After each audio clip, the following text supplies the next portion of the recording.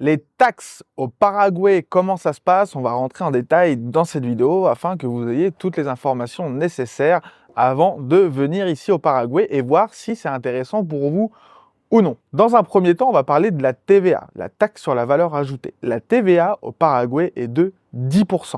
Donc c'est un des pays avec un taux de TVA les plus bas au monde. On est à 10% maximum, ça ne passe jamais les 10%. Ensuite, on va avoir l'impôt pour les sociétés. Alors, comment ça se passe l'impôt pour les sociétés? Vous avez une société, vous avez une boîte ici au Paraguay, vous allez être taxé sur votre bénéfice. D'accord? De combien allez-vous être taxé sur votre bénéfice? Vous allez être taxé à 10%.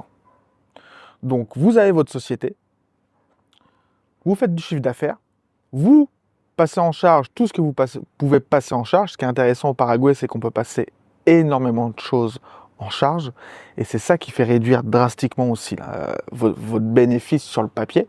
Okay, et ensuite, sur ce qui vous reste, sur le bénéfice, vous allez payer seulement 10%.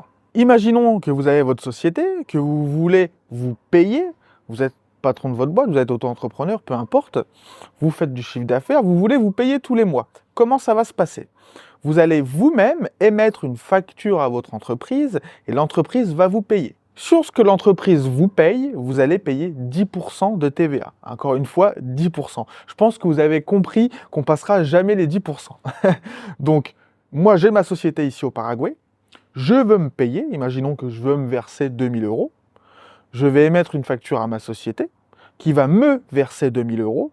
Et moi, sur ces 2000 euros, je vais payer 10% de TVA. Ensuite, imaginons que vous voulez vous verser des dividendes. Vous avez un bénéfice qui est assez sympa à la fin de l'année, vous voulez vous verser des dividendes, à combien allez être-vous taxé? Pas 10, mais 8% cette fois-ci, un petit peu en dessous. Donc dividendes, on va être à 8% de taxes sur le versement des dividendes. Petit rappel, le Paraguay est un pays à taxation territoriale, c'est-à-dire que par contre, tous vos revenus venant de l'étranger ne vont pas être taxés. D'accord? C'est-à-dire, si vous avez une société aux États-Unis, vous n'allez pas payer d'impôts sur l'argent que vous générez en dehors du Paraguay. Du coup, sur quoi ça découle? Ça veut dire que si vous investissez en bourse sur le marché US, le Paraguay ne va pas taxer vos gains. Vous allez avoir besoin de les déclarer, mais vous n'allez pas être taxé dessus.